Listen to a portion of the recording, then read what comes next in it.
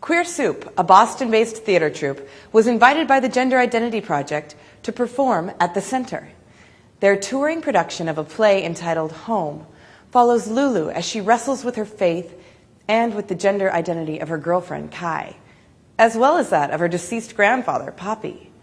When Lulu must deliver her grandfather's eulogy, she faces a choice of whether to honor her grandfather's last wishes or remain true to her faith.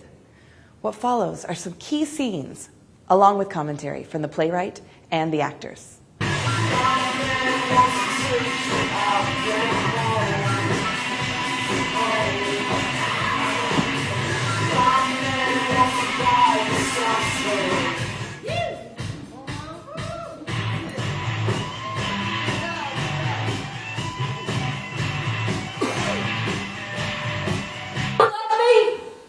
My body, don't look into my bed, tell me. I love using theater as kind of a vehicle for just getting people to talk and getting people to just kind of have conversations about some of the things that are really challenging to talk about. I'm Jess Martin from Queer Soup, a playwright.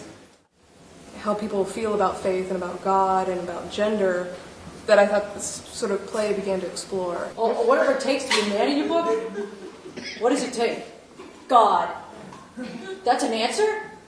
It's what I was taught. Even he told me that your body is the temple that God gave you. God draws the distinction, not me. Well, God gave me a pair of tits and a hell of a swagger. You think God's got it all worked out? Yes, God has it all worked out. That's what makes him God. Your grandfather was a decent enough man. Leave it at that. Rest in peace. It's not that easy. Oh, I didn't say it was. Can you imagine what he had to go through to even have a family? To have a life, to have someplace he felt safe? You said we had to respect what we were given. I found a way to be who I knew I was from the very center of my being. My soul was restless, divided, until I found the only way to live that gave me peace. Okay, I wasn't a perfect man, but know this, I remained true to myself. Poppy's from a generation where to be what he was is a real sort of like, this is what it is, we're not going to talk about it, this is what it is. You know, and then Kai's in this generation where you can be this, and you can be that, and tomorrow you can be this, and that tension right there. You know, for me as someone who's a little bit older than a lot of the trans guys that are coming up in my community, even there's a little generational thing, like, so I think that the play is exactly trying to look at that complication, like, what does it take to be a man? You know what I just realized?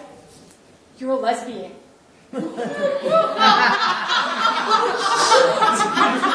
I am the woman who married your grandfather. But it's not even legal. The government, they won't even... I married the young man who came to my church with his talk of God and love and attempt to rejoice in.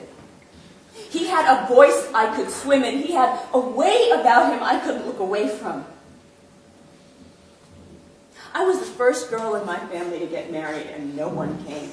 I don't think I need to worry about what the government will think. But you won't get anything. Not Social Security. Is this house in his name? There's a lot of questions like, well, where the hell's Nana going to go, right? Like, she's homeless now. What's up with that? But I think that it's admirable, me as a writer looking at that it's left open and that the audience has to walk away and go, you know, this probably does happen. And it's not all wrapped up like, you know, transgender and intersex people, we end up homeless all the time. And it doesn't just solve, we just go and get homeless.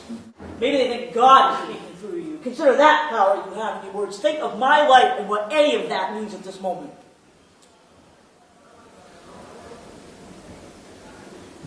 This minister pretended to be something he was not.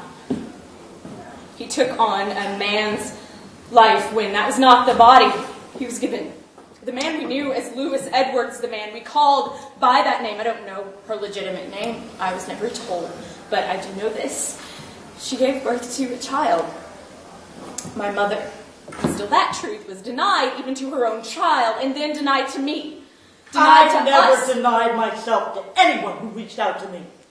It was what I had to do. That was my purpose. Biology cannot be denied. It's not a one-character play. There's no one arc. You know, every single character I put on stage is going through something pretty profound, even if they're just dead and sort of hanging around. Come inside. Come home.